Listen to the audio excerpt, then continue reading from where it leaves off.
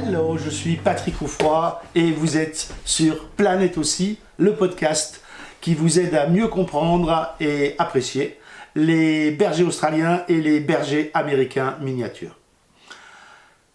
Nouvelle saison avec des épisodes plus courts et encore plus fun. Bienvenue dans la saison 2. Chaque semaine, toujours le maximum pour vous faire découvrir les méthodes d'éducation positive et bienveillante qui vont avec l'intelligence hors norme de nos deux races préférées, le BAM et l'Aussie. N'oubliez pas de vous abonner au podcast pour être notifié de la sortie des prochains épisodes. Et n'oubliez pas de mettre un avis sur Apple Store. Et on commence tout de suite. Mon Aussie poursuit les vélos et les trottinettes. Que faire ? Alors très sincèrement, on va commencer tout de suite par le cas des trottinettes. Sincèrement, moi j'ai pas envie d'en vouloir au chien. Non, mais sincèrement, j'étais à Toulouse il y a quelques semaines, passé une après-midi. Franchement, c'est insupportable. Non, mais même moi, j'avais envie d'en poursuivre un ou deux pour leur mettre la tête dans le guidon, au sens strict du terme. Non, mais sérieusement, on peut comprendre que le chien finit par être particulièrement énervé avec ces trucs qu'on entend à peine arriver, qui vous doublent d'un seul coup, qui vous surprennent alors que vous êtes en train de discuter, de regarder quelque chose. Sincèrement, le cas de la trottinette, je me mets du côté du chien de façon définitive. Le problème là, c'est pas la réaction du chien, c'est les types qui sont sur les trottinettes. Une fois que j'ai dit ça sur le ton de la plaisanterie, parlons des voitures, c'est quand même beaucoup plus embêtant. Le chien qui poursuit les voitures, il met en place la plupart du temps un patron moteur. Les voitures se déplacent, il se met en mouvement et la plupart des chiens vont même penser que c'est parce que eux se mettent en mouvement que la voiture continue à se déplacer. On a aussi des chiens qui vont vouloir poursuivre les voitures à cause d'une certaine anxiété. Ils ont eu peur, ils ont été surpris, ils ont compris que s'ils aboient, s'ils foncent vers la voiture, elle s'en va. Le chien pense qu'il est toujours acteur de son environnement. Donc il se dit quoi ? Il se dit, si je fais ça, la voiture s'éloigne. Donc, principe de renforcement, je continue mon comportement et même je l'amplifie, c'est-à-dire, je démarre de plus en plus tôt et je démarre de plus en plus fort pour que la voiture aille le plus vite possible, le plus loin de moi. Dans un cas comme dans l'autre, vous devez faire une désensibilisation.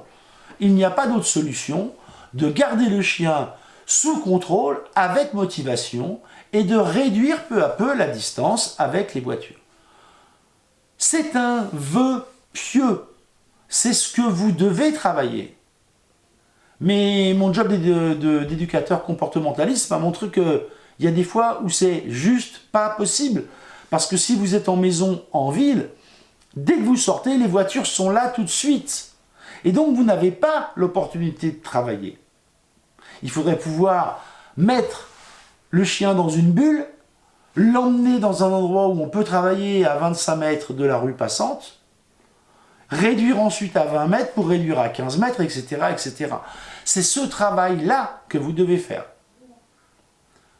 Si vous êtes dans ce genre de situation, je vous conseille de faire, j'en parle régulièrement, des tests de friandises pour savoir quelles sont les friandises les plus top que le chien adore.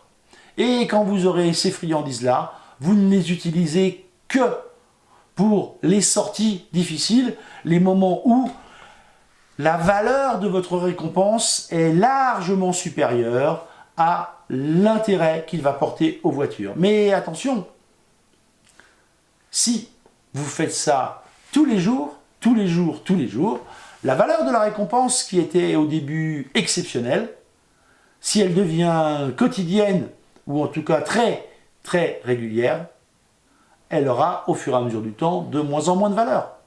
Exemple, ce midi, nous avons le droit à entrecôte Roquefort. Formidable. Ce soir, entrecôte Roquefort. Demain midi, entrecôte Roquefort. Après-demain, soir, entrecôte Roquefort. Au bout de 4 jours, sincèrement, même si vous adorez l'entrecôte Roquefort, vous allez la voir arriver avec un petit air de dégoût. C'est exactement la même chose pour les récompenses. Je parle bien sûr de récompenses alimentaires pour ce qui nous occupe. Vous devez donc mettre dans la tête du chien que les top friandises, c'est fait pour les moments compliqués et vous devez redescendre dès que vous pouvez dans les valeurs de récompense et ensuite remonter dès que vous repassez dans une zone qui est plus compliquée pour votre chien. Voilà, je vous dis à très vite.